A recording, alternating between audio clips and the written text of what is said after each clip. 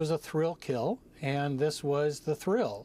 And ultimately, this court imposed no punishment at all, but did give Trump's critics what they wanted. That is to label him as a convicted felon. It's sentencing by soundbite. Let's bring in Axiom Strategies' Aaron Perini, political strategist Lindy Lee, along with former LA GOP Vice Chair, Daily Wire actor Siaka Massaquoi. Great to have all of you on. Lindy, you heard Jonathan Turley there. I mean, it sounds to me like he's saying this is third world justice. Trace, it's so good to be with you, and that's absolutely correct. This is lawfare, fair and clear, and it's clear and simple. Because Democrats were afraid that they couldn't defeat Donald Trump at the ballot box, they tried to nullify the will of the American people through legal means. So this is outrageous. And if Biden is going to pardon Hunter, he might as well pardon President Trump, because this is clearly politically motivated, and they've been trying for years to bring the men down. And even Democrats admitted that this is the weakest case of all, out of all the cases available. Yeah, Siaka, to you, because I want to go back to the fires very briefly, because I know you're a California guy. Gavin Newsom was talking about all of this being filled with mis and disinformation. We've got to deal with this misinformation. There were hurricane force winds of mis and disinformation, lies. People want to divide this country, and we're going to have to address that as well. And it breaks my heart as people are suffering and struggling, that we're up against those hurricane forces as well. Said a hurricane force of mis and disinformation, Siaka, but did not give one example. You know, this guy has a real gall. He has real gall. There's footage of him telling the locals of Palisades, where my wife and I got married, that the locals would have to figure it out. We've seen what they've done. I've been in LA. I was in LA almost 20 years. I watch it get worse and worse and worse, and then they're just shutting down dams. They're closing reservoirs. They're dropping. I was there for the record rain, and let go of 95% of it, and you're saying that's disinformation? At this point, people have to see this isn't accidental anymore. They've been doing this stuff on purpose, and they have to be held accountable. And it's sad that people's homes have to be burnt down for this. It's really sick. I'm sorry. This is terrible. Florida Governor Ron DeSantis said this. He was asked about Mayor Karen Bass in Los Angeles. Watch.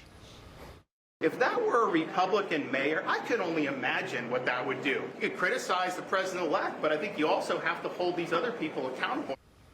Yeah, somebody's got to be accountable here, and if it was a Republican, they would be accountable, Aaron.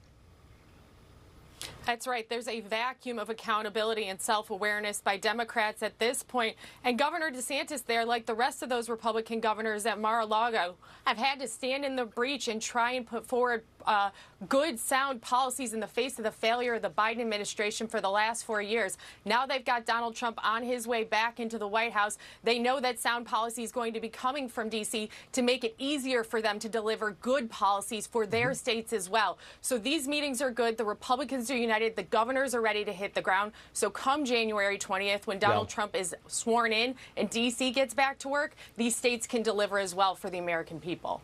L.A. Fire Chief was asked on Fox 11 tonight, did they fail you, talking about the city? She didn't answer. They asked again, did they fail you? Her final answer, Siaka, was yes, they failed us.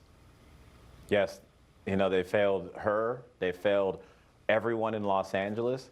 They cut the fire department because people didn't want to take an experimental shot. Then they turn around and focus on who you sleep with as opposed to what are your credentials in order to get the job. And now we're seeing the results of people deciding to vote for making history over from being competent. And people have lost their livelihoods because of that.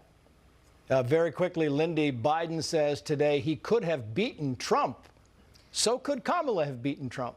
What a joke. I'm sorry. That just enrages me so much. And you want to talk about cover-ups? It's a cover-up of Biden's age and cognitive decline. I'm sorry. I tried to speak up, and I got threatened by the White House. Every time I wanted to speak up about his age, the White House would threaten me and try to pressure me into remaining silent. But no more of that. Biden is absolutely delusional in saying that. There's no way. Every time he speaks, we wonder if he's going to make it to the end of the sentence. Aaron, the acting ICE director today, this is Biden's guy, said, you know, he should have closed the border 3 years before he did. Your final thoughts? Oh, he's absolutely right. This is a man who has served in ICE for decades now and understands that it was the Biden administration and Democrats who held ICE and CBP back from being able to do their jobs. But the good news is Donald Trump is coming back and border security is going to be a top priority for the American people. Democrats were the one who politicized it because Donald Trump made it a priority. All the tools have always been there to secure the border. Yeah. Now that Joe Biden's leaving the White House, it's going to get done. Aaron, Lindy, Siaka, thank you.